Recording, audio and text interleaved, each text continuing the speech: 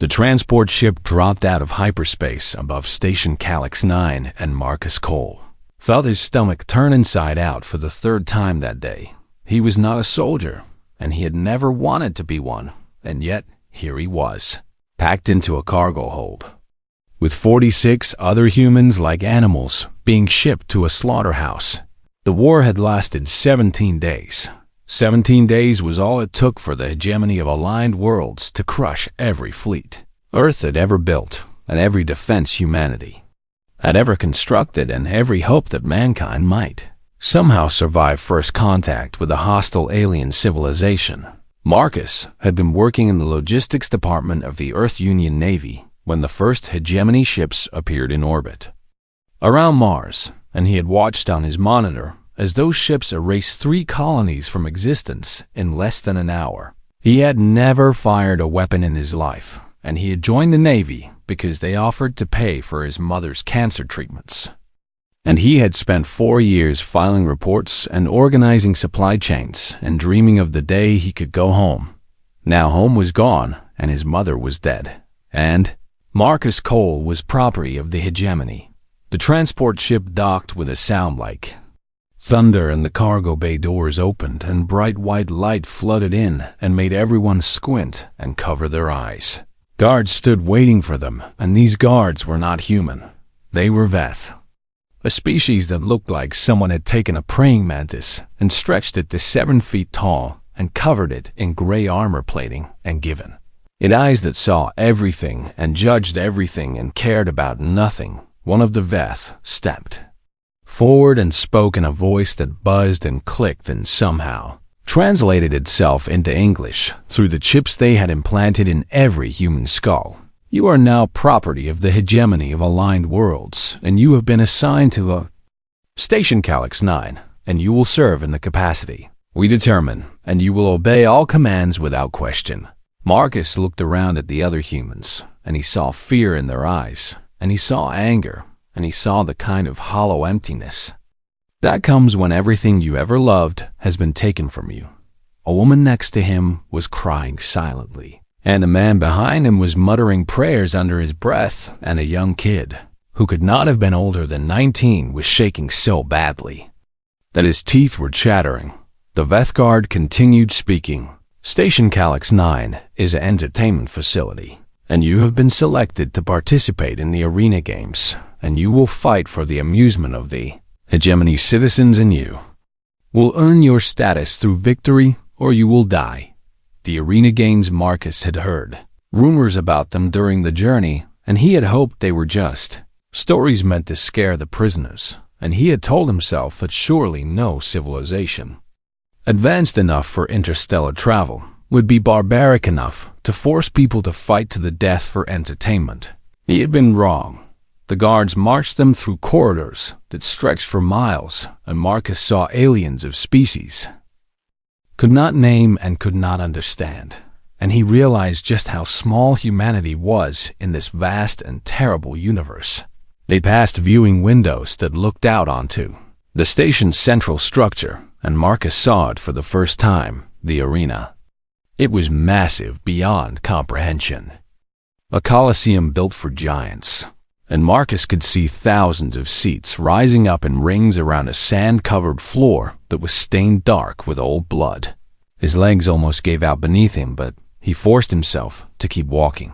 They were processed like cattle, and scanned and tagged and numbered and assigned to barracks and given uniforms that were gray and shapeless and designed to strip away any sense of identity or dignity.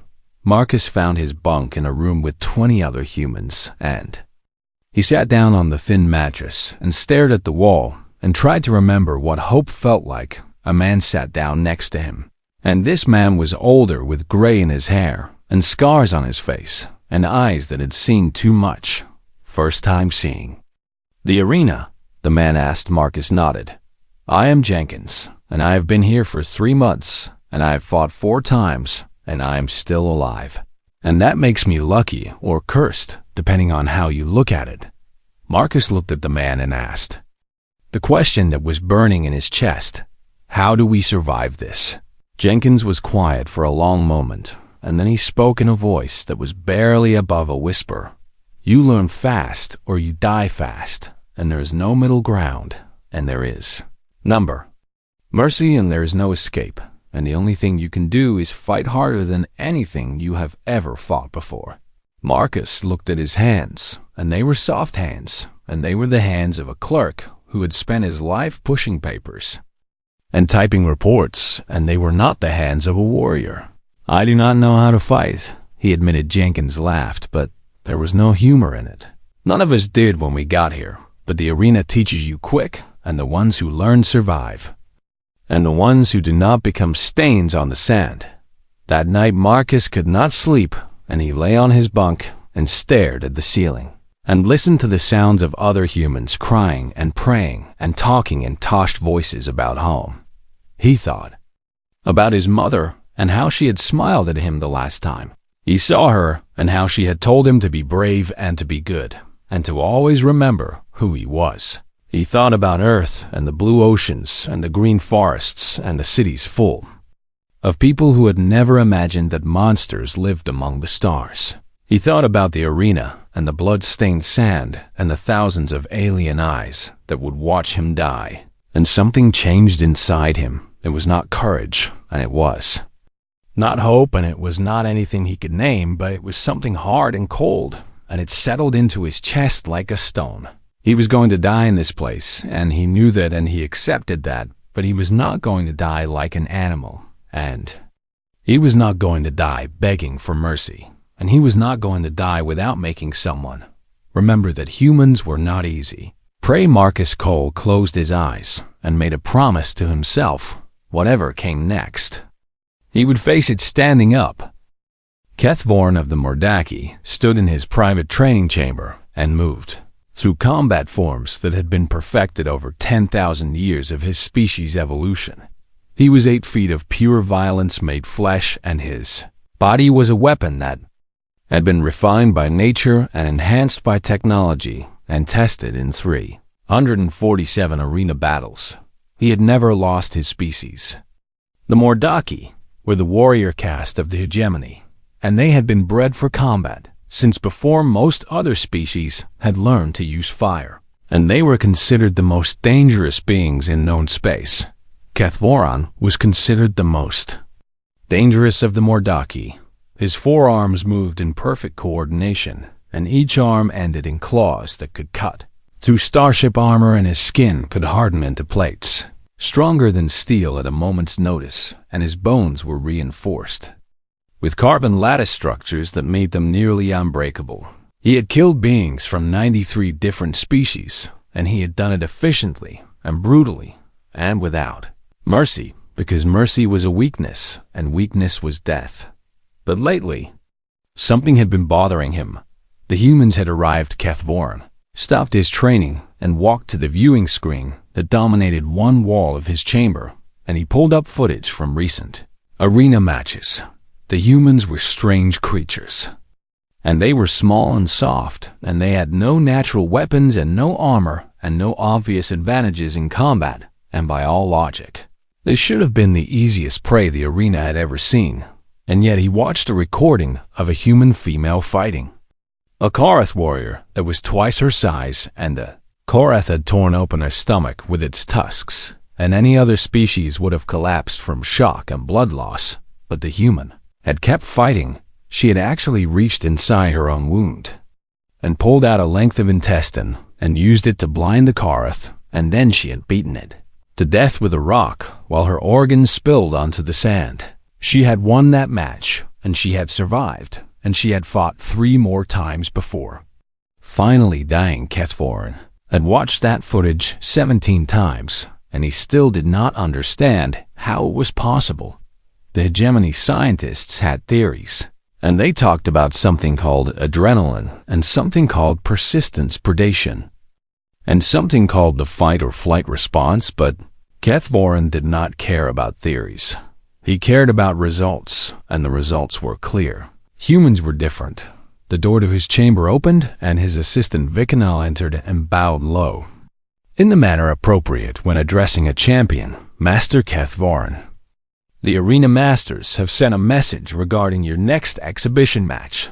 Kethvorin turned to face his assistant, and his compound eyes reflected the light and patterns that indicated interest. What species? Human. Master. Kethvorin felt something stir in his chest, and he realized it was excitement, and he had not felt excitement about a match in years. Tell me about this human. Vikanal consulted his datapad and read the information aloud. The human is designated Marcus Cole, and he is a male of approximately 30 standard years, and he was captured during the conquest of Earth, and he has no military training, and he worked as an administrative clerk before his conscription. A clerk? Kethvorin repeated. Yes, master, and he has fought twice in the arena and won both matches. But his opponents were low-tier fighters, and his victories were unremarkable, and the arena masters have selected him specifically because they want a demonstration of Mordaki superiority. Kethvorin understood what was happening, and he had seen it before. The humans were becoming too popular, and the crowds were starting to cheer for them, and the other species in the hegemony was starting to ask uncomfortable questions about how these soft, weak creatures kept winning fights. They should have lost. The arena masters wanted Kethvorin to crush this human quickly and brutally and publicly, so that everyone would remember the humans were nothing special and that the Mordaki were still the apex predators of the galaxy. It was propaganda disguised as entertainment. Kethvorin did not care about propaganda, but he did care about the opportunity. Accept the match, he told Vikanal. Yes, master, and when would you like it scheduled? 2 weeks from now, and make sure it is broadcast across all hegemony networks, and make sure everyone is watching. Vikanal bowed and left, and Kethvorin turned back to his viewing screen and pulled up all available footage of Marcus Cole. The human was unremarkable in appearance, with brown hair and brown eyes, and a body that showed no signs of combat training or physical enhancement. He watched the human's 2 arena victories, and they were indeed unremarkable, and the human had won through luck and desperation rather than skill. But there was something in the human's eyes that caught Kethvorin's attention. It was not fear, and it was not rage, and it was not the hollow acceptance that most prey species showed when they realized they were going to die. It was something else, and Kethvorin could not name it, but he recognized it because he had seen it in his own reflection. It was the look of a predator. Kethvorin smiled, and it was not a pleasant expression because Mordaki smile showed far too many teeth. He had been bored for so long, and his victories had become routine and predictable and empty, and he had started to wonder if there was any opponent left in the galaxy that could give him a real challenge. Maybe this human would be different.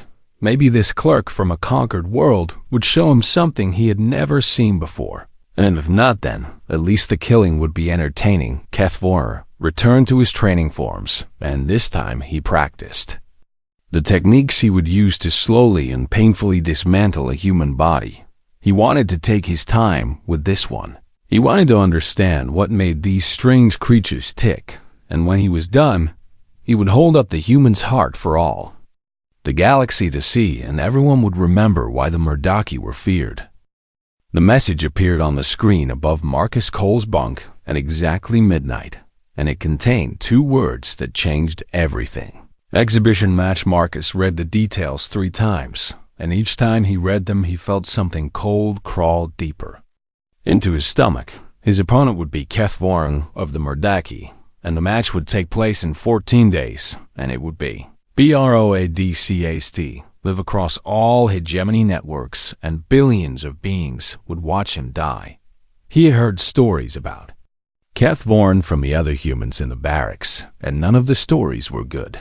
347 victories and 0 defeats, and average match time of 43 seconds, and no opponent had ever come close to beating him, and most opponents never even landed a single blow.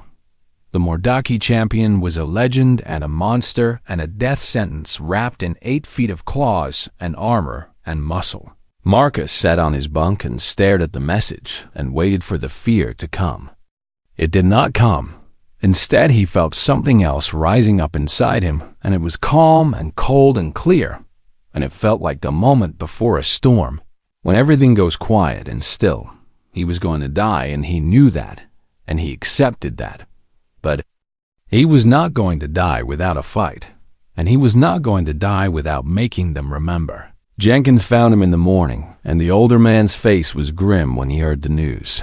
Kethvorn is not like the others, Marcus, and he is not just strong, and he is smart, and he plays with his prey, and he will make it last because he enjoys it. I know, Marcus said. You cannot beat him, and no one can beat him, and the best you can hope for is a quick death. I know that too, Jenkins sat down next to him and was quiet for a long moment. Then what are you going to do? Marcus looked at the older man, and something in his eyes made. Jenkins leaned back. I'm going to learn everything I can about him, and then I'm going to find a weakness, and then I am going to exploit that weakness, and I'm going to make him bleed, even if it kills me. Jenkins stared at him for a long time, and then he nodded slowly. There is a terminal in the recreation area that has access to the station's public database, and it is limited, but it is better than nothing, and I can show you how to use it. For the next 10 days, Marcus spent every waking moment researching. He learned about Mordaki physiology and how their carbon lattice bones made them nearly impossible to break, and how their skin could harden into armor, and how their forearms gave them incredible reach and striking power. He learned about Mordaki combat techniques and how they favored overwhelming force and rapid attacks, and how they used their superior strength and speed to end fights quickly. He learned about Kethvorn specifically and how the champion preferred to close distance immediately and use his forearms to pin opponents, and how he had developed a signature move where he would trap his enemy and slowly tear them apart piece by piece. Marcus watched every recording of Kethvorn's matches that he could find, and he studied them over and over until he knew the champion's movements better than his own. And then he found something. It was buried in an old medical research paper about Mordaki biology, and it was so obscure that most people would have missed it, but Marcus had spent 4 years in logistics, and he knew how to find information that others overlooked. The Mordaki's carbon lattice skeletal structure was a marvel of evolutionary engineering, and it made their bones incredibly strong and resistant to impact. But there was a weakness. The joints where the carbon lattice met organic tissue were vulnerable, and they were not designed to handle sustained, continuous pressure, and if you applied enough force for long enough, the joint would fail, not sudden impact and not sharp blows, but slow grinding constant pressure. Marcus read that paper 7 times, and then he sat back and thought about his uncle. Marcus had grown up in Kansas City, and his uncle Raymond had owned a small gym where he taught mixed martial arts, and Marcus had spent every summer from age 10 to age 18 learning at that gym. He had never been great at striking, and he had never been fast or strong, but his uncle had always said he had one gift that mattered. Marcus never quit. His uncle had taught him wrestling and jiu-jitsu and all the submission holds that humans had developed over thousands of years of fighting each other. And Marcus had learned how to take down opponents bigger than him, and how to control them on the ground, and how to apply chokes and joint locks that could end the fight without ever throwing a punch. Those techniques relied on leverage and patience and the ability to maintain pressure, even when your body was screaming at you to let go. Marcus had not thought about those summers in years, and he had not trained in over a decade, and he was soft and out of shape. But he had 14 days. He started training that night, and he trained every moment. He was not sleeping or researching, and he practiced the movements until his muscles remembered what his mind had forgotten. He focused on one technique in particular, the rear naked choke. It was simple, and it was effective, and it worked on any species that had a brain that needed blood to function, and it relied on sustained pressure rather than sudden force. Marcus practiced it 1,000 times, and then he practiced it 1,000 more. The other humans in the barracks watched him, and some of them thought he was crazy, and some of them thought he was brave, and some of them started practicing with him on the last night before the match. Jenkins came to see him. "You actually have a plan," Jenkins said, and it was not a question. "I have something," Marcus admitted. "Will it work?" Marcus looked at the older man and smiled, and it was not a pleasant smile. "Probably not, but it is better than nothing, and at least I will not die on my knees." Jenkins nodded and clasped Marcus on the shoulder. "Give them hell, kid."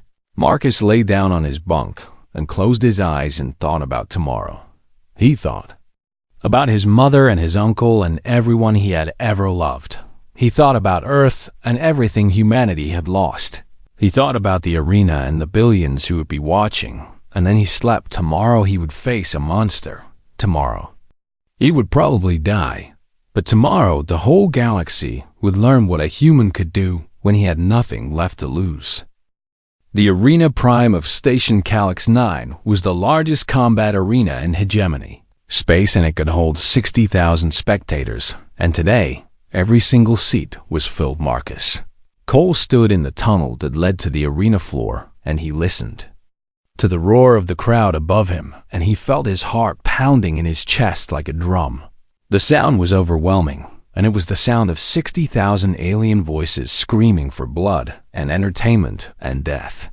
A guard approached him and offered a rack of weapons and armor, and Marcus looked at the selection for a long moment. Swords and spears and shields and protective plates that might buy him a few extra seconds of life. He shook his head. No weapons and no armor. The guard's compound eyes flickered in what might have been confusion. The Mordaki champion will kill you in seconds without protection. He will probably kill me anyway, so I would rather die on my own terms. The guard stared at him for a long moment and then shrugged and walked away. Marcus stretched his muscles and rolled his shoulders and took deep breaths and tried to center himself, the way his uncle had taught him all those years ago. The gate in front of him began to rise and light flooded into the tunnel, and the roar of the crowd became deafening. Marcus walked forward onto the sand. The arena floor was massive, and it was covered in fine white sand that had been stained brown and red in places where blood had soaked in too deep to clean. Above him, the stands rose up in rings that seemed to stretch forever, and they were packed with aliens of every species imaginable, and all of them were watching and waiting and hungry for violence. Marcus walked to the center of the arena and stopped and waited. The crowd went wild when the opposite gate began to rise. Kethvorin emerged from the darkness like a nightmare made real. 8 feet tall, with 4 arms that ended in claws that gleamed in the artificial sunlight, and skin that was already hardening into gray armor plates across his chest and shoulders and face. The Mordaki champion walked with the confidence of a predator that had never known defeat, and his compound eyes swept across the arena and fixed on Marcus with an intensity that made the human skin crawl. The crowd was chanting now, and they were chanting the champion's name, and the sound shook the very air.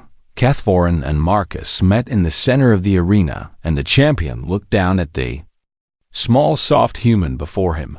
"You refused weapons. I do not need them." The champion's head tilted slightly, and Marcus could not read the alien expression, but he thought it might be curiosity. "You are either very brave or very foolish human. I have been told I am probably both." Something that might have been amusement flickered across the champion's face. "I was going to kill you quickly as a mercy, but now I think I will take my time, and I think I will make you suffer. And I think I will show the galaxy what happens to prey that forgets its place." Marcus did not respond, and he simply watched the champion and waited. The signal came, a horn blast that echoed across the arena, and the crowd erupted, and Kethvorin moved. The champion was fast, and he was faster than anything Marcus had ever seen, and all 4 arms came sweeping in to grab and crush and tear. Marcus dropped. He did not move backward, and he did not try to dodge, and he simply collapsed straight down and forward. And under the champion's reaching arms, his hands found Kethvorin's forward leg, and he wrapped his arms around the joint where thigh met hip, and he locked his grip with every ounce of strength he possessed. The champion struck downward, and his claws raked across Marcus's back and tore through flesh and muscle, and Marcus felt fire explode across his body. He did not let go. He squeezed harder. Kethvorin struck again, and this time his claws dug into Marcus's shoulders and ripped and twisted, and blood sprayed across the white sand. The crowd, which had been screaming, began to quiet. Marcus's legs wrapped around the champion's knee, and his entire body became a vice, and he applied constant, grinding pressure to the joint, just like he had practiced 1,000 times. The champion realized something was wrong. He tried to shake the human loose, and he thrashed and twisted, and his forearms tore at the creature wrapped around his leg. But Marcus would not let go. Kethvorin's claws found Marcus's ribs and cracked them, and found his spine and scraped against bone, and found his organs and punctured things that should not be punctured. Marcus screamed, but he did not let go. He squeezed harder. The arena was silent now, and 60,000 beings watched in confusion and disbelief as the greatest warrior in hegemony history struggled to dislodge a soft, weak human that should have been dead 10 times over. Kethvorin felt something he had never felt before. Pain, real pain in his hip joint where the human's grip was slowly crushing the point where carbon lattice met organic tissue. The joint was failing, and the champion could feel it giving way, and he understood too late what was happening. The human was not trying to hit him, and he was not trying to cut him, and he was applying pressure and sustained continuous pressure. And it was the one thing Mordaki bones could not withstand. Kethvorin's leg buckled. The champion fell. The crowd gasped as one voice as the undefeated warrior crashed to the sand for the first time in 6 years. Marcus moved. His body was broken, and his vision was fading, and he had lost so much blood that he should have been unconscious.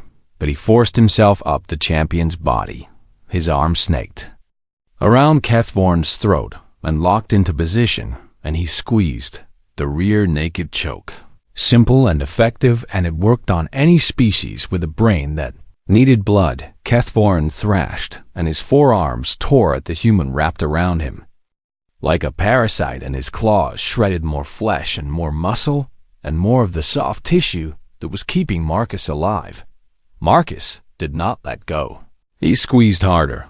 5 seconds, and the champion's movements became frantic. 10 seconds, and they began to slow. 15 seconds, and the greatest warrior the Morgki had ever produced went limp. Beneath a dying clerk from Earth, Marcus held the choke for another 10 seconds, just to be sure, and then he released it. The arena was completely silent. Marcus reached down and grabbed one of the champion's own claws that had broken off during the struggle, and he raised it above Kethvorin's throat. He looked up at the crowd, and at the cameras, and at the billions watching across the galaxy. "This is what we are," he said, and blood bubbled from his lips with every word. "This is what you took from Earth, and this is what you tried to break, and this is what we will always be." He drove the claw down into the champion's throat. Kethvorin of the Mordaki died on the sand of his own arena. Marcus Cole stood over the body of the greatest warrior in hegemony history, and he raised his bloody hands to the sky. The arena remained silent, and then from somewhere in the stands a single voice began to chant, "Human."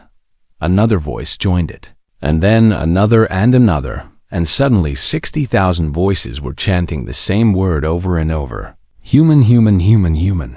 Marcus Cole collapsed beside his fallen enemy, and the world went dark. He had won. The broadcast cut out 3 seconds after Marcus drove the claw into Kethvorin's throat, but it did not matter because the footage had already spread to every corner of hegemony space. Billions had watched it live, and billions more watched the recordings in the hours that followed, and the galaxy had seen something that it could not unsee. A human had killed a Mordaki champion. Not with superior weapons, and not with technology, and not with numbers, but with bare hands and a body that refused to stop fighting even as it was torn apart.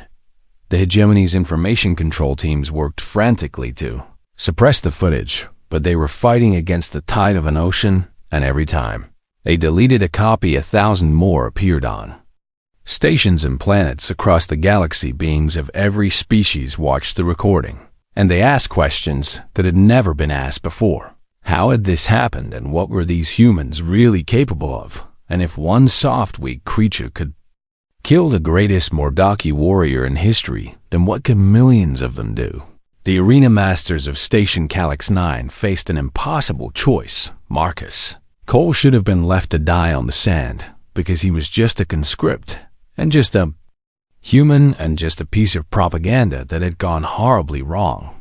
But if Marcus Cole died, then he would become a martyr, and his image would inspire humans across hegemony space to rise up and fight back. So they saved him. The hegemony's most advanced medical technology was used to piece together what was left of Marcus Cole, and when the surgeons were finished, he was more synthetic than organic, with artificial organs and reinforced bones and regenerated tissue held together by machines.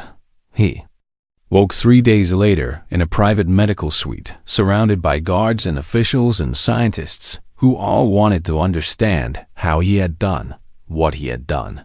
Marcus opened his eyes and looked at the ceiling, and for a long moment he was not sure if he was alive or dead. Then the pain hit him, and he knew he was alive, because death could not possibly hurt this much.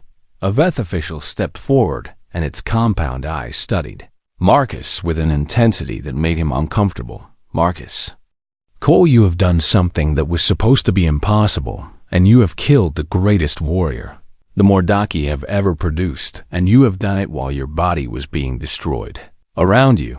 Marcus tried to speak, but his throat was dry and damaged, and it took several attempts before words came out. Is he dead? Cathvorin is dead, and you killed him, and the entire galaxy watched you do it. Marcus closed his eyes and felt something like satisfaction settle into his chest. Good. The official leaned closer. We need to understand how you did it, and we need to understand what makes your species capable of things that should be biologically impossible.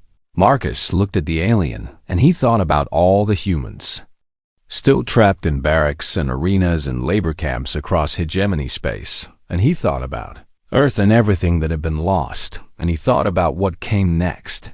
Do you want to know what makes us dangerous? The official nodded eagerly. Marcus pushed himself up on the bed, and his new synthetic muscles moved in ways that felt strange and powerful and wrong all at once. You looked at us, and you saw small, soft creatures with no claws and no armor and no natural weapons, and you thought we were prey. He swung his legs over the side of the bed, and the guards tensed, but the official waved them back. But here is what you missed, and here is what every species in this galaxy has missed about humanity. Marcus stood up, and he was taller than he remembered being and stronger than he had ever been, and he realized that the hegemony had rebuilt him better than he was before.